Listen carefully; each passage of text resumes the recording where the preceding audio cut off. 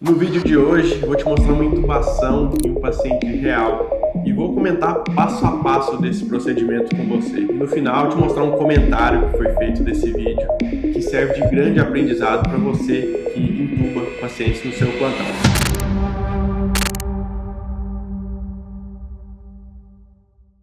Meu nome é Caio Barros, eu sou anestesista e um dos coordenadores acadêmicos aqui do Liberdade Médica. Muito prazer e vem comigo se você está assistindo e estudando com papel e caneta ou ouvindo no carro indo para o seu trabalho. Aproveite o conhecimento porque o conhecimento liberta. A gente percebe que a maioria dos materiais que a gente usa tem intubação, né? Sempre muito importante essa parte da preparação. Aqui de uma forma discreta, a gente vê que ele colocou tubo e o laringo, uma máscara facial, seringa, muito pouco para uma preparação. Idealmente a gente tem que ter mais equipamentos, mais dispositivos à nossa disposição, porque a gente nunca sabe quando a gente vai ter uma via aérea difícil. Então é um primeiro ponto que eu destaco aqui. Isso praticamente ele considerou um plano A aqui, mas vamos lá. A gente está no contexto do centro cirúrgico, né? E outra coisa que me chama a atenção aqui é esse carrinho que ele acabou de mostrar. Gavetas A, B, C e D. O que é isso? Basicamente, são os nossos planos de ação durante uma intubação. E eu coloco aqui do lado para você o que é cada um desses planos. O plano de intubação, ventilação sob máscara facial, ventilação sob máscara laríngea e, por último, nosso último plano, a cricotireoidostomia. Idealmente, a gente tem que ter esses 4 planos. Em lugares, em centros avançados de via aérea, país de primeiro mundo, existe esse carrinho de via aérea só para isso. Desculpa te atrapalhar nesse vídeo, mas eu preciso te falar isso agora. Você vai me agradecer se essa mensagem for para você. Se você está assistindo esse vídeo, você está comprometido em conhecimento salvador de vidas. Eu quero te deixar aqui uma oportunidade de vivenciar isso na prática. Deixei um link fixado na descrição para que você conheça mais sobre nossas formações práticas. Skin in the Game, seu paciente não é um boneco. Clica no link para saber mais.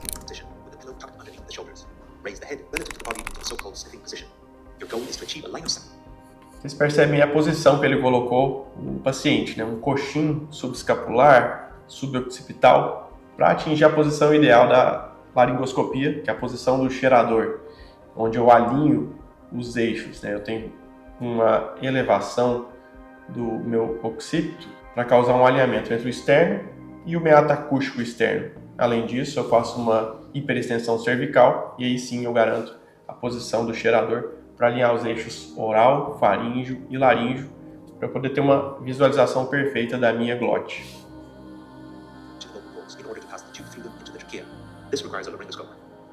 We will teach the traditional direct laryngoscopy, but for filming purposes, we use a video laryngoscope that has the same shape. Have the patient inhale. Aqui ele traz 2 dispositivos semelhantes, né? O laringoscópio convencional, com a luz na ponta, e um vídeo laringoscópio. E aí, Caio, qual que é o melhor de ser usado? Na prática, use o que você tem mais experiência. Mas já existem evidências que mostram que o vídeo laringoscópio, ele é sim melhor do que o laringoscópio convencional. Ele tem uma chance maior de sucesso na minha primeira tentativa, mas ele exige uma técnica um pouco diferente, um treinamento, tanto na laringoscopia quanto até na passagem do tubo. Isso a gente aprende muito na nossa imersão em intubação e ventilação mecânica, que nós fazemos em alguns centros aqui do Brasil. E eu te convido a conhecer mais, se você tem interesse em aprofundar a sua técnica, em videolaringoscopia, onde a gente faz treinamento real, em cadáver, onde a gente tem as mesmas dificuldades de um paciente real, utilizando todos os dispositivos que você precisa. Laringoscópio convencional, videolaringoscópio, entre todas as outras técnicas avançadas em via aérea. Vamos continuar lá, e agora começa então a pré-oxigenação. Pré-oxigenação nada mais é do que eu denitrogenar o meu pulmão, tirar o nitrogênio e colocar 100% de oxigênio. Isso exige um tempo. Ele mostrou aqui um percentual ali no meu monitor, que na verdade nos grandes centros eu monitoro a pré-oxigenação baseado nisso. Quando eu tenho 80% de oxigênio expirado, significa que eu já tenho uma boa pré-oxigenação alveolar. Como a gente não tem isso, a gente considera ali 3 a 5 minutos de pré-oxigenação. Como que a gente faz isso? Você está vendo aqui que ele está fazendo de uma forma diferente do usual. Aqui a gente está no ambiente de centro cirúrgico, ele já está pré-oxigenando no seu carrinho, né, no seu aparelho de anestesia. Na prática, a gente vai utilizar o nosso velho e querido Ambu, conectado a uma fonte de oxigênio a 100%, 3 a 5 minutos. Existem algumas formas de hackear essa pré-oxigenação também, ganhar tempo, que é utilizando uma capacidade vital do meu doente. O que a gente faz? A gente pede para o paciente respirar fundo, inspiração forçada e expiração forçada. Quando ele faz isso 4 vezes, em 1 minuto a gente já tem uma pré-oxigenação tão efetiva quanto uma pré-oxigenação em ventilação espontânea por 3 a 5 minutos. Então é uma forma de você ganhar tempo em casos que você não tem esse tempo. E outra coisa, você vai fazer pressão positiva nesse doente nesse momento? Lembra, pré-oxigenação, o paciente está acordado, ele está ventilando espontaneamente. Então você só vai colocar essa máscara de forma gentil para ele respirar aquele fluxo de oxigênio, um alto fluxo, lembrando, tá, pessoal? Oxigênio com 15 litros por minuto, que é o máximo geralmente no nosso fluxômetro, tá bom? If this monitoring is unavailable, pre-oxygenate for a minimum of 3 minutes. Pre-oxygenation can be further improved, especially in the obese, by tilting the table and by applying a positive and expiratory pressure. This extra oxygen in the patient might be potentially life-saving. Olha que interessante para você utilizar já no seu próximo plantão. Ele colocou o paciente em uma posição de proclive, ou seja, cabeceira um pouco mais elevada, e adicionou PIP. O que isso quer dizer para a gente? No momento que a gente coloca o paciente em proclive, a gente tira o peso abdominal, diminui a cefalização do diafragma. Com isso eu diminuo a pressão no meu pulmão. Eu aumento a minha capacidade residual funcional, que é o principal volume, principal capacidade que vai garantir a minha pré-oxigenação e que vai me ganhar tempo durante a minha laringoscopia. Então, esse posicionamento durante a pré-oxigenação é ideal para você aumentar a sua reserva de oxigênio. E a PIP vai ajudar a aumentar os alvéolos colapsados e também garantir uma maior capacidade residual funcional. Então, são 2 formas importantes de você otimizar a sua pré-oxigenação. If you have unexpected airway difficulties, precious time to call for help or try more advanced techniques. Administer the analgesic and await the onset. Laryngoscopy is very painful and requires drugs to alleviate sympathetic response and airway reflexes. Next, administer the hypnotic. Aqui na bomba, ele utilizou uma medicação inicialmente, chamado de Ultiva, o nome comercial, que é o remifentanil. É uma medicação, um opioide de curta duração, mas que na nossa prática na emergência, na terapia intensiva, a gente não utiliza muito. Isso é mais para o centro cirúrgico, para o anestesista. Mas o que é importante? Ele está utilizando um opioide como a sua primeira medicação durante a minha indução. E em seguida está fazendo o Propofol, um excelente hipnótico, mas que também é muito mais utilizado pelo anestesista do que num contexto de emergência, pelas características farmacológicas. A gente vai falar isso no próximo vídeo. Loses consciousness, airway muscle tone, and respiratory drive. From this point on, the patient's breathing is your responsibility. A paralytic facilitates intubation. Traditionally, we would first have confirmed successful face mask ventilation, but no evidence has shown that this prevents airway complications. Therefore, the emerging. Por último, você viu que tem um tempo em que o paciente começa a ser induzido e ele fala uma coisa interessante. Agora o paciente está nas suas mãos. Isso é muito importante porque é um procedimento, um ato médico em que você tira toda a capacidade de compensação do paciente e você coloca tudo isso para você. Você joga essa responsabilidade para você. Então a intubação, ou você intuba ou você intuba. Não tem outra alternativa, por isso que a gente tem que ter diferentes planos para atingir e garantir a ventilação e a oxigenação desse paciente. Nesse momento ele fez o relaxante muscular. Que horas que eu vou fazer esse relaxante muscular? É importante. Idealmente depois que o paciente perdeu a consciência. Por isso que nesse momento anterior ao relaxante, ele avaliou clinicamente se o paciente já perdeu a consciência. Você percebe que o paciente perde reflexo ocular quando você toca os cílios dele ou a esclera. Você percebe que o paciente começa a ficar um pouco mais relaxado, você pode elevar um pouco o mento desse paciente. Você vê que ele já está mais relaxado, já tolera mais. Inclusive, se você está num contexto que você vai ventilar antes de induzir, fora da sequência rápida, você pode fazer uma gentil ventilação e esse paciente vai tolerar. Você percebe que já tem uma expansão pulmonar. já que ele vai ter perdido o drive se ele estiver bem induzido só com o hipnótico. Mas agora é a hora que você realmente está com o seu paciente na mão, fez o relaxante muscular. Consensus is to administer it as soon as the patient is unconscious. Open the airways. A 2-finger chin lift may be all it takes.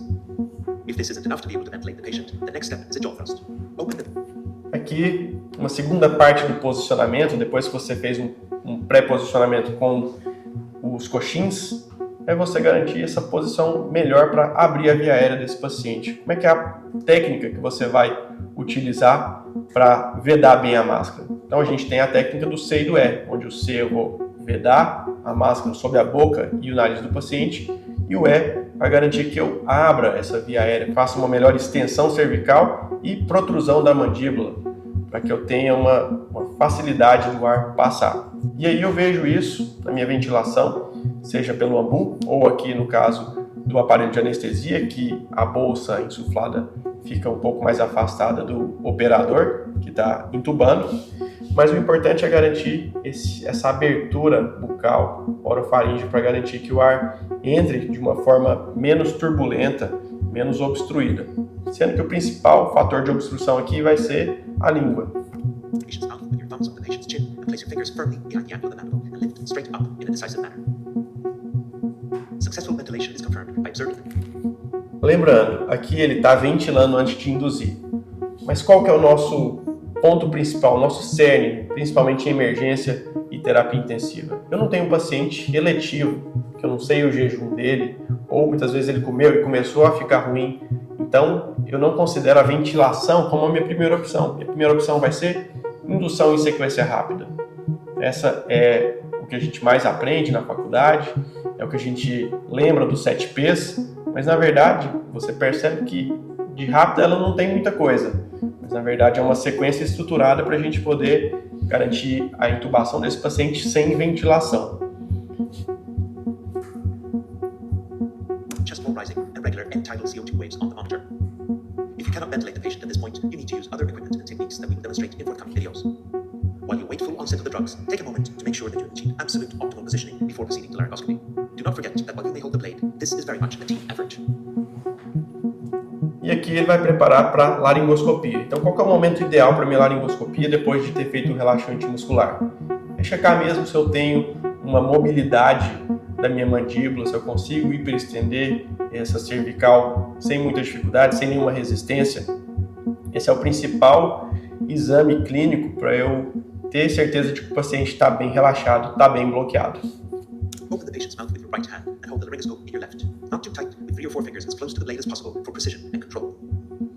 Insert the blade in the right side of the mouth, carefully pushing the tongue aside. The aim is to create an unobstructed line of sight to the larynx by pushing the tongue to the left and lifting the epiglottis.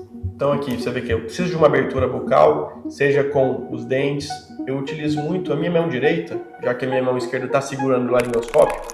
Primeira função da mão direita é garantir essa hiperextensão cervical. Então eu vou auxiliar, vou pegar a cabeça do meu paciente e hiperestender um pouquinho mais de forma gentil. Às vezes, naturalmente, isso já faz com que eu tenha uma abertura bucal, mas muitas vezes eu preciso de ir lá, abrir um pouquinho com os meus dedos para poder inserir um pouco a lâmina. E o segundo ponto é, a língua é um inimigo aqui, tanto de ventilação como da laringoscopia. Então eu preciso jogar ela um pouquinho para a esquerda, entrar com o meu laringoscópio à direita do paciente, na boca dele, para poder tirar ela do meu caminho e garantir um acesso mais fácil até a visualização da epiglote e a glote. This requires precision, not brute force. A common mistake at this point is leaning forward as it feels this will give a better view. It doesn't. Stand upright with the left arm at a 90-degree angle tucked in towards your body. This allows for better ergonomics, better communication with the team, and a better overview of the ventilator, the timer. Você percebeu aí que a posição dela é uma posição elegante. Então você precisa ser elegante na sua intubação. Não dá para ficar mais abaixando tanto a cabeça e indo de cabeça para baixo para ver se acha a glote. Não, se você faz um posicionamento adequado e você entra com a sua lâmina de forma adequada também, naturalmente você vai começar a ver as estruturas mesmo de forma distante. Porque o que a gente prega aqui na nossa imersão é que a luz não faz curva. Então você pode ficar reto que ela vai aparecer para você. E o interessante é que aqui ela não faz tanta pressão, porque eu estou com vídeo laringoscópio. Então muitas vezes com o vídeo eu faço menos pressão, porque eu estou visualizando já por uma tela, mas com o laringo normal, às vezes eu vou precisar fazer uma pressão um pouco maior na valécula, que é aquele espaço entre a epiglote, aquele recesso onde eu tenho o ligamento e o epiglótico, que faz levantar a minha epiglote. Eu preciso de fazer uma pressão um pouco maior. E essa pressão não é basculando, ela é uma pressão no sentido do cabo. Então sempre para cima, para eu evitar de lesar gengiva e dente do meu paciente. Patient. Let's see the laryngoscopy once again. Advance the blade until you see the epiglottis and place Então essa entrada é gentil até eu encontrar a minha epiglote. Uma vez encontrada a epiglote, é a principal estrutura. E você vê ali o ligamento e o epiglótico, que é o responsável por elevar esse epiglote. Se você está de forma adequada na valécula, esse ligamento ele sobe naturalmente com uma pressão. E aqui, uma coisa importante que eu ensino para os alunos. Se durante a laringoscopia essa epiglote não está levantando, você tem que prestar atenção se você realmente está na valécula. Porque na maioria dos casos, se você está de forma adequada, suspendendo esse ligamento, ela vai levantar. Então perceba se você está com um dispositivo de tamanho adequado, às vezes você não chegou nele de forma efetiva. Outro ponto, veja se você está fazendo uma pressão adequada também. Às vezes você está com medo e está fazendo pouca pressão, tente fazer uma pressão um pouquinho maior para ver se eu tenho uma mobilidade. Caso não tenha, aí a gente pode pensar em outras formas, em outros planos para garantir a visualização da glote, que no final do dia é o que a gente quer ver. Ask for your assistant's hand and move it to apply backwards, upwards, rightward pressure or burp for short. Make sure Aqui you reach the nose and do not exert any pressure on the front incisors. Aqui o assistente, ele faz uma pressão para ajudar, uma pressão cervical, né? O que é isso? A gente chama de burp ou manobra laringe externa. Burp não é a mesma coisa que manobra laringe externa, mas elas são técnicas para a mesma função, que é tentar otimizar a visualização da glote. Muitas vezes a epiglote não está levantando tanto, então agora sim a gente está partindo para planos alternativos. Então aqui a gente está partindo para planos alternativos para visualização da glote. Uma delas é o burp, que é uma manobra de pressão, mas ela é pré-determinada, que é uma pressão para baixo, que é uma pressão para trás, para cima e para a direita.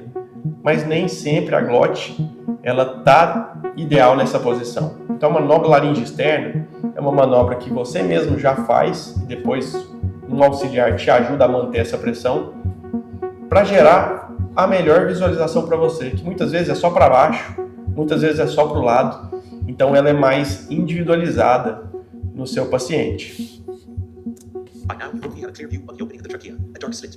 Mas vamos lá, uma vez vista a glote, você está na cara do gol. Mas mesmo assim, essa passagem do tubo nem sempre é tão simples assim, principalmente com o videolaringoscópio. Muitas vezes a glote é anteriorizada, ou às vezes você não está visualizando de forma integral a glote. Muitas vezes é uma visão parcial, de 50%, de 40%. E o tubo, sendo de PVC, de plástico, ele muitas vezes dobra ou não tem a rigidez suficiente para entrar na glote que está mais alta. Então, às vezes, ele vai passar para o esôfago. E aí que entra a sua preparação. Se você tem dispositivos auxiliares, por exemplo, bugie, fio-guia, isso pode te auxiliar nesse momento em que tudo foi feito da forma adequada, tudo foi fácil até agora, a glote está lá, mas o tubo não desce, o tubo não passa aonde você quer. Então, esses planos exigem treinamento para, no momento da crise, você tê-los de forma medular.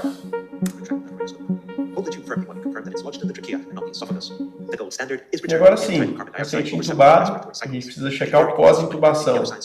Padrão ouro é a capnografia, que eu vou ver esse CO2 exalado. Caso eu não tenha CO2 na minha monitorização, é sinal de que eu estou no esôfago, que é onde não tem CO2.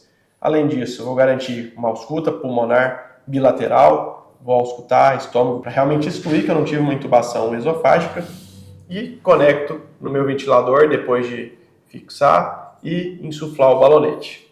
Auscultation finds on both lungs, condensation in the tube, and the symmetric rise of the chest wall, as these may very well be positive despite an esophageal intubation. You have now performed an endotracheal intubation.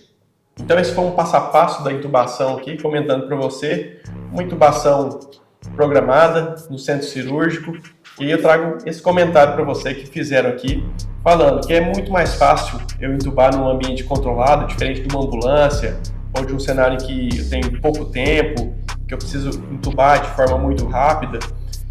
E aí entra um aprendizado para você. Realmente, a intubação dentro do centro cirúrgico, ela tem muito menos complicações, e um dos motivos é porque eu tenho um cenário controlado, um paciente geralmente mais controlado, ele chega mais saudável e com certeza isso influencia em desfechos.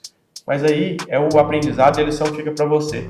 Mesmo num ambiente que eu não tenho controle, numa emergência, que eu não sei quando o paciente vai chegar, prepare você. Prepare o seu material quando você chega no seu plantão. Isso sim é uma forma de você preparar e controlar aquilo que está ao seu alcance. Com certeza isso vai facilitar e na hora da crise, na hora do paciente grave, para você entubar, você já tem mentalmente tudo preparado, você já sabe onde estão todas as coisas e já sabe quais são os planos que você vai seguir para garantir o seu objetivo, que é entubar esse paciente. Então, se você gostou desse vídeo, se inscreve aqui no canal, curte e comenta o que você faria de diferente nesse tipo de intubação. Para você que se interessou em aprofundar o seu conhecimento em via aérea, clica aqui no link na descrição do vídeo para você conhecer mais sobre a imersão em intubação e ventilação mecânica. Nós estamos com vagas abertas, eu te espero lá. Um abraço. E aí, gostou do vídeo? Se você gostou, eu quero que você me fale com um gesto, que é clicar em gostei, porque isso vai fazer com que mais vídeos como esse sejam mostrados até você. E para ajudar outras pessoas, inclusive outros médicos, na nossa missão de 1 milhão de vidas salvas nos próximos 10 anos, comenta aqui o que você já viveu de experiência em relação a esse tema, o que você quer ver no conteúdo da Liberdade Médica. Olha o tanto de vídeo legal que pode gerar valor para sua formação médica, que vai aparecer aqui do lado. E principalmente, para você dar o próximo passo em relação à confiança, eu quero te apresentar o programa de formação médica que mais cresce no Brasil e o mais bem avaliado, segundo avaliações públicas do Google. Deixei o link descrito aqui, o link fixado para você conhecer. Conhecimento que liberta.